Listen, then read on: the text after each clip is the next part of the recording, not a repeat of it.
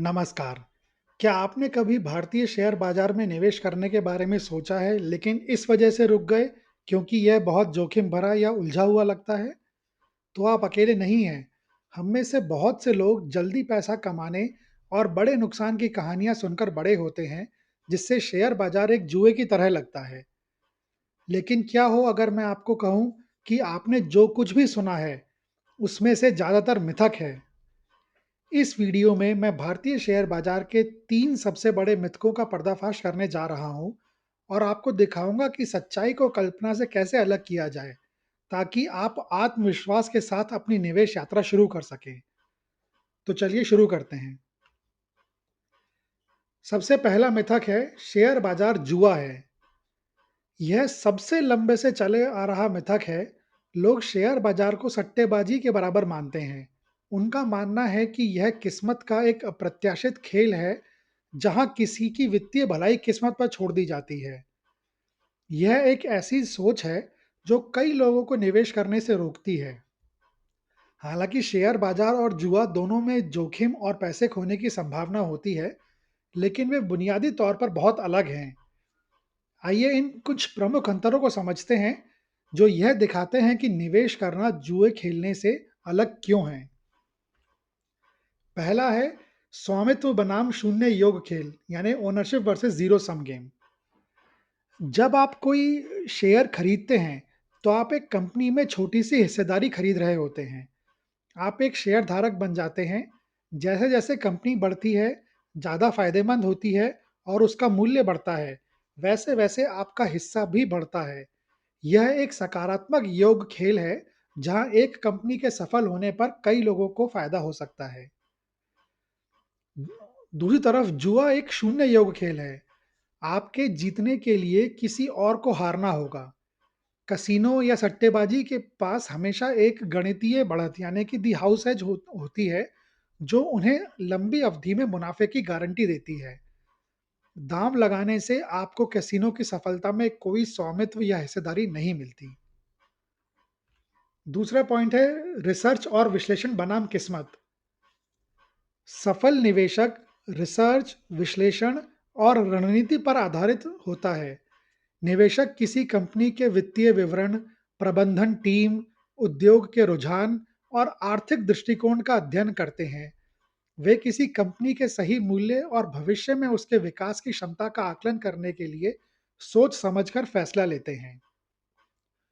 दूसरी तरफ जुए का नतीजा ज्यादातर मौके और किस्मत से तय होता है। हालांकि पोकर जैसे कुछ खेलों में कौशल के तत्व होते हैं, लेकिन ज्यादातर जुए की गतिविधियां, जैसे कि स्लॉट मशीन या रूलेट, पूरी तरह से संयोग पर निर्भर करती है। तीसरा है, लंबी अवधि में धन बनाम बनाना बनाम कम समय में लाभ। निवेश का लक्ष्य लंबी अवधि में धन धन बनाना है। यह खरीदें और रखें जैसी रणनीतियों के जरिए किया जाता है, जहां निवेशक कई सालों या उससे भी अधिक समय तक अपनी संपत्ति की सराहना के लिए धैर्यपूर्वक इंतजार करते हैं। लंबी अवधि में शेयर बाजार ने ऐतिहासिक रूप से सकारात्मक रिटर्न दिया है, जिसका सालाना औसत लगभग 10% से ज्यादा है। दूसरी तरफ जुआ तुरंत संतुष्टि पाने और जल्दी जीत या हार का खेल है। यह एक छोटी अवधि की गतिविधि है, जिसमें लंबी अवधि में धन बनाने की कोई संभावना नहीं होती। और चौथा है, जोखिम प्रबंधन। निवेशकों के पास जोखिम को नियंत्रित करने और कम करने के कई तरीके होते हैं। वे जोखिम को कम करने के लिए अपने पोर्टफोलियो में अलग-अलग कंपनियों और सेक्टर्स के शेयर खरीदकर उसमें विविधता ला सकते हैं, या संभावित नुकसान को सीमित करने के लिए स्टॉप लॉस ऑर्डर जैसी रणनीतियों का उपयोग कर सकते हैं। परंतु जुए में जोखिम को नियंत्रित करने के लिए आपके विकल्प बहुत सीमित होते हैं। एक बार जब आप दांव लगा देते हैं, तो आपका पैसा दांव पर होता है और नतीजे पर आपका बहुत कम या बिल्कुल ना के बराबर नियंत्रण होता है। अगर आप हारते हैं, तो आप दांव पर लगाई गई पूरी रकम हार जाते हैं। तो जबकि डे ट्रेडिंग और हाई फ्रीक्वेंसी ट्रेडिंग को सट्टा माना जा सकता है, लंबी अवधि का मूलभूत सिद्धांतों पर आधारित निवेश ऐसा नहीं है। बाजार धैर्य और रिसर्च को पुरस्कृत करता है। भारतीय शेयर बाजार के बेंचमार्क इक्विटी इंडेक्स निफ्टी 50 ने लाभांश सहित लंबी अवधि में लगभग 11 से 12% का औसत सालाना रिटर्न दिया है। 2008 के वित्तीय संकट और कोविड-19 महामारी जैसे बड़े वैश्विक संकटों के बावजूद दशकों से यह लगातार वृद्धि धन बनाने का प्रमाण है, जुए का नहीं। निफ्टी 50 इंडेक्स फंड में 10 सालों के लिए हर महीने 10,000 रुपए का एसआईपी करने से ऐतिहासिक रूप से निवेश की गई राशि से दुगने से ज्यादा का कुल कॉर्पस मिला है। यह किस्मत का नहीं बल्कि कंपाउंडिंग और रुपी कॉस्ट एवरेजिंग का नतीजा है। तो इससे हमें ये समझ में आता है कि यह मिथक का पर्दाफाश हो चुका है। आइए अब दूसरे मिथक की तरफ चलते हैं। दूसरा मिथक है ट्रेडिंग से आप जल्दी अमीर बन सकते हैं। यह सोच को सोशल मीडिया इन्फ्लुएंसर्स द्वारा बहुत बढ़ावा दिया गया है, जो ट्रेडिंग से अपने दैनिक मुनाफे को दिखाते हैं, जिससे आसानी से धन धन कमाने का भ्रम पैदा होता है।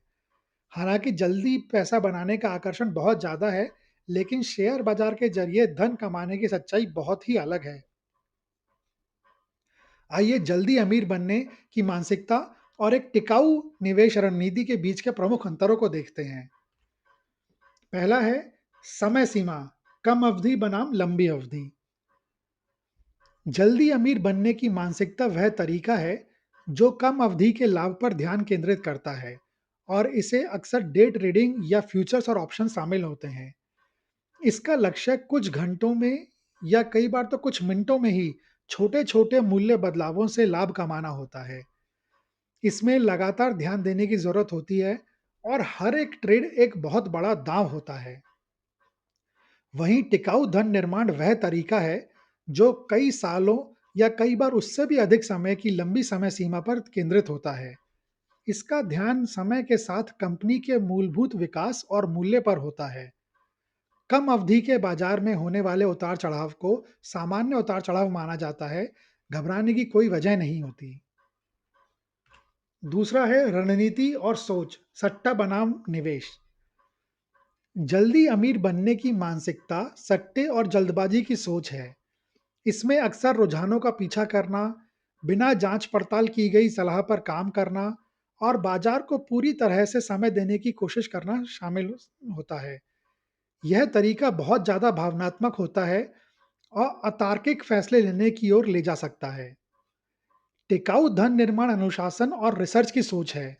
इसमें किसी कंपनी के वित्तीय विश्लेषण, उसके व्यावसायिक मॉडल को समझने और उसकी लंबी अवधि की क्षमता का आकलन करना शामिल है। यह रणनीति सही डेटा और एक स्पष्ट योजना पर आधारित है, ना कि भावनाओं या बाजार के प्रचार पर। और तीसरा है जोखिम, ज्यादा बनाम नियंत्रित जोखिम। जल्दी अमीर बनने की मानसिकता में बहुत ज्यादा जोखिम होता है। कम अवधि की ट्रेडिंग की प्रकृति ही ऐसी है कि इसमें आपको बहुत जल्दी बड़ा नुकसान हो सकता है।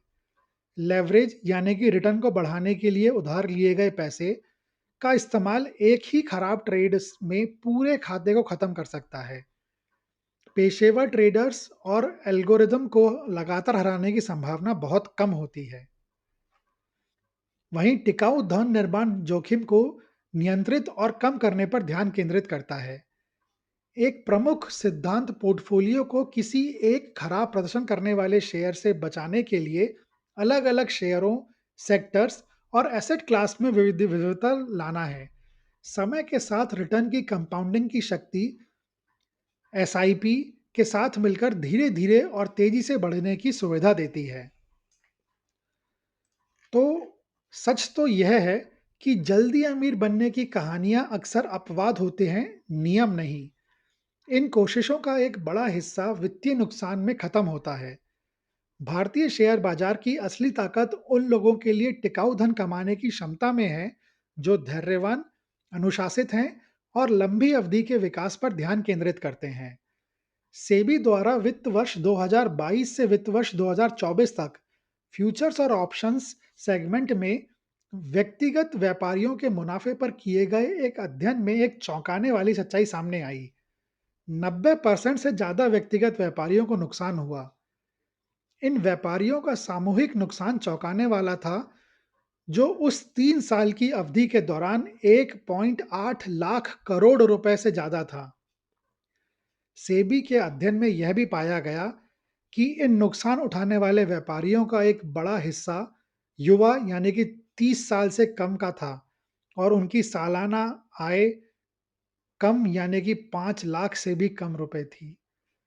यह डेटा इस बात को जोरदार तरीके से दिखाता है कि जल्दी पैसा कमाने का आकर्षण अक्सर उन लोगों के लिए बड़े वित्तीय नुकसान का कारण बनता है, जो इसकी मार सबसे कम झेल सकते हैं। तो इस मिथक के बारे में भी फैसला वही है, पर्दाफाश। आइए अब इस वीडियो के तीसरे और आखिरी मिथक पर चलते हैं, जो कि है कम दाम वाला शेयर खरीदना हमेशा एक अच्छा सौदा होता है। यह पैनी स्टॉक की एक पुरानी गलतफहमी है। निवेशक मानते हैं कि ₹5 या ₹10 में बिकने वाला शेयर सस्ता है और इसमें मल्टी बैगर रिटर्न की बहुत ज़्यादा संभावना है, जबकि ₹5000 में बिकने वाला शेयर महंगा है। आइए सस्ते शेयर और सस्ते सौदे के बीच के प्रमुख अंतर को समझते हैं। पहला, सस्ते शेयर की सोच बनाम मूलभूत विश्लेषण। सस्ते शेयर की सोच में यह मानना है कि चूंकि आप एक ही राशि से ₹5000 के शेयर की तुलना में ₹5 के ज़्यादा शेयर खरीद सकते हैं, इसीलिए कम दाम वाले शेयर एक बेहतर निवेश हैं। यह सोच अक्सर कंपनी के मूल व्यवसाय को अनदेखा करती है और सिर्फ प्रति शेयर की कीमत पर ध्यान केंद्रित करती है, जिससे गुणवत्ता के बजाय संख्या पर ध्यान केंद्रित होता है। वहीं मूलभूत विश्लेषण यह किसी शेयर के सही मूल्य को पता लगाने के लिए उसके वित्तीय, प्रबंधन और उद्योग की जांच करने की प्रक्रिया है। इसका लक्ष्य यह तय करना है कि शेयर का बाजार मूल्य उसके सही मूल्य के से ज़्यादा है या कम। इस तरीके का उपयोग करने वाले निवेशक सिर्फ सस्ते शेयर नहीं, बल्कि सस्ते सौदे की तलाश करते हैं। दूसरा है मूल्यांकन बनाम कीमत।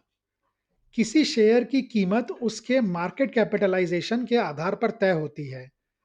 10,000 करोड़ रुपए का मार्केट कैप और 10 लाख शेयर वाली कंपनी के शेयर का मूल्य 10,000 रुपए होगा। 10,000 करोड़ शेयरों वाली इसी मार्केट कैप वाली कंपनी के शेयर का मूल्य सिर्फ 100 रुपए होगा। बाजार में दोनों का मूल्य बराबर है। कम कीमत सिर्फ जारी किए गए शेयरों की संख्या का नतीजा है, पैसे के सही मूल्य का नहीं। और तीसरा, वैल्यू ट्रैप का जोखिम। जो निवेशक पूरी तरह से यह उम्मीद करके कम कीमत वाले शेयर खरीदते हैं कि यह बढ़ेगा, वे एक वैल्यू ट्रैप यानी कि मूल जाल में फंस सकते हैं। वैल्यू ट्रैप एक ऐसा शेयर है जो कम मूल्यांकन मैट्रिक्स के कारण एक अच्छा मूल्य लगता है, लेकिन यह कभी उभर नहीं पाता क्योंकि व्यवसाय के मूलभूत सिद्धांत खराब हो रहे होते हैं। इससे शेयर का मूल्य और भी गिर सकता है या इससे भी बदतर, कंपनी बाजार से बाहर हो सकती है या दिवालिया भी हो सकती है। तो किसी कंपनी के मूल्यांकन मैट्रिक्स और मूलभूत सिद्धांतों पर विचार किए बिना प्रति शेयर की कीमत का कोई मतलब नहीं है। किसी कंपनी का सही मूल्य पी रेशो, पीबी रेशो, ऋण से इक्विटी अनुपात और अन्य मैट्रिक्स में दिखता है।